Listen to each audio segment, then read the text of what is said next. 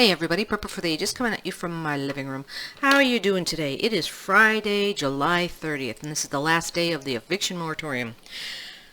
I'm not going to go into that. Instead, I was coming home from work and I saw something that I'd like to share with you today. And it is a reintroduction to something that I call Ferengi capitalism, which is to say runaway capitalism. Okay, so this story's in two parts. The first part of the story is decades ago. I used to ride the bus home from college every day, and we used to go by this farmer's field, and I lived in the same spot every day for every day. I lived in the same spot for years, so every day coming home from either school or work, the bus went by a bunch of fields, and it was, or I'd say one big large field, and every year it would flood. In the spring it would flood, or when there was a lot of water around, a lot of rain, it would flood. It would flood. It would flood like up to your waist flood. And I'm like, oh, well, the guy's doing farming and whatnot, so he knows how to deal with that. And then I saw that piece of land one day sold, and it was sold, and they had split it up into three properties, large properties, and they were building houses on it. And I said, wow, that's interesting. I wonder what they're going to do to mitigate the water that, goes and floods that property or those properties now every spring. And so the houses were built and the houses were sold and the new people moved in. And sure enough, the next spring, it all flooded out. And those houses were flooded basically up to people's waists. It was a really bad situation, and these people had no remediation. The guy had closed up, the builder had sold. It was just sold, it was done deal. Everything is said and done. It was done deal. The guy had, basically moved away. He closed up shop. He'd moved to another area, and so I thought that was horrible. And at the time I called it Ferengi capitalism, where he knew. Like the farmer knew, and I'm sure the farmer told him this is what happens, and he probably didn't care. He probably got the nice land for cheap. He built it really quick when it was dry. He sold it to these unsuspecting people who, I don't know if they trusted him or not, but they trusted him enough to buy the houses on that land, the new houses on that land. And then that happened. So that wasn't a very good thing. So fast forward, I came home a different way today. I came home from work a different way today. And in the past, it was the exact same thing.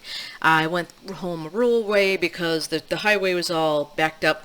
So I went in and I went down and I did my home route, and I passed a huge area that typically floods out. It's typical, like, borderline swampland. Basically, it's tall grass, and if you go in any times it rains, you will sink because it's muck and mud. And I went past this, and they had put in an apartment complex. And I'm sitting here going, Ferengi capitalism is at it again. And that's the only thing that I could think of was Ferengi capitalism. And I hate Ferengi capitalism. I call it, it's predatory capitalism. It's very predatory, where they go and I guess it's a condo complex or whatever. They go in, either they move in an apartment complex or move into a brand new condo complex, very bright and shiny and nice, and then the rain comes and they end up getting flooded out, and it's a constant thing. And it's something that could be contributing, could be attributed to, oh, that's just climate change. But no, they knew it was flooded when they bought it, and they knew it floods when they bought it, and they built it. And they specifically did build it when there wasn't, not in the rainy season, not in the spring, so basically they did, and they sold it all off. And so it's the same thing. These are families, and now they're stuck either owning or renting in a place that floods. And so I am not an advocate of predatory capitalism. I am not an advocate of as I call Ferengi capitalism. And I feel so sorry for those families that went in and everything looked on the up and up, and then rain, and then the water came. And I would imagine that this happens over and over and over again. Land out here is getting more and more scarce. Buildable land is getting more and more scarce. So people are doing that more and more just to get for the almighty dollar, just to get ahead. They don't care what happens afterwards. They have sold it. They're not responsible for flooding, for mitigation, all of that stuff, for the damage that it's caused. So why would they care? It's something that for me, what is it? I think Reagan did it when I was working for the Army Corps of Engineers in the mid 80s. Reagan or Bush reclassified what was swampland, and before what was swampland was anything that floods on an irregular basis, and that whole rule was changed so that these previously unbuildable land could be reclassified as buildable and not swampland. So yeah, I am not, just feel so sorry for these people that moved in.